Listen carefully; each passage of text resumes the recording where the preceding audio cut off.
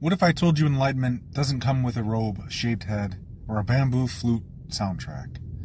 What if all the deep cosmic stuff the East talks about wasn't meant to sound mysterious or mystical, but to make you laugh at how hard you've been trying, how seriously you've been taking the idea of a you to fix, to improve, to rescue?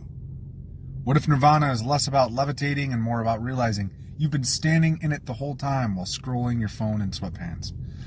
Because the East wasn't trying to sell spirituality, it was trying to hand us a mirror and say, look, it's already there. And that's the most inconvenient truth for a Western mind.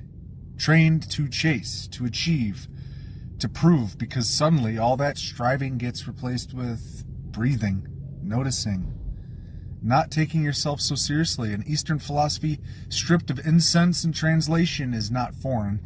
It's familiar, not doctrine, but mirror. A whisper to the Western soul that the kingdom you're seeking has no walls and no throne because it was never lost, only forgotten.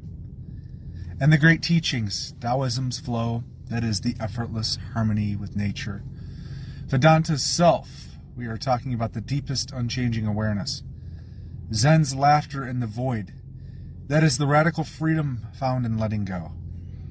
They don't demand worship, they invite awareness, and that's the shock. They ask you not to believe, but to look. To stop trying. To become and simply be. To drop the mask of identity and touch the space in which all things arise and dissolve. That is the ground of being, the silence beneath our thoughts.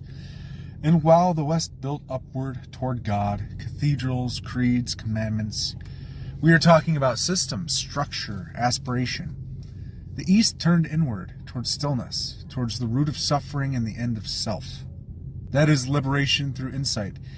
And this isn't about better or truer, it's about balance, remembering that spirit doesn't wear national colors, that awakening isn't copyrighted, and yes, the Western soul has danced with beauty, its art, its reason, its ache for justice.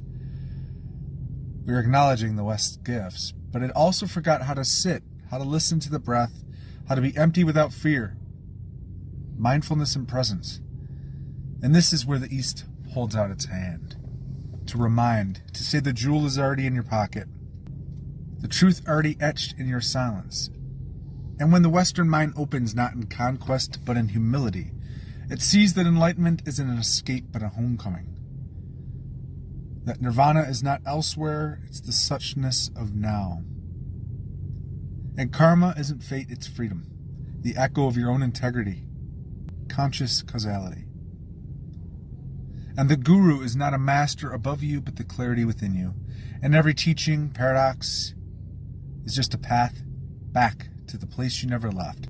So let the West remember its body, let the East remind it of its breath. And maybe we'll stop arguing about paths and start walking together. Humanfluence, out.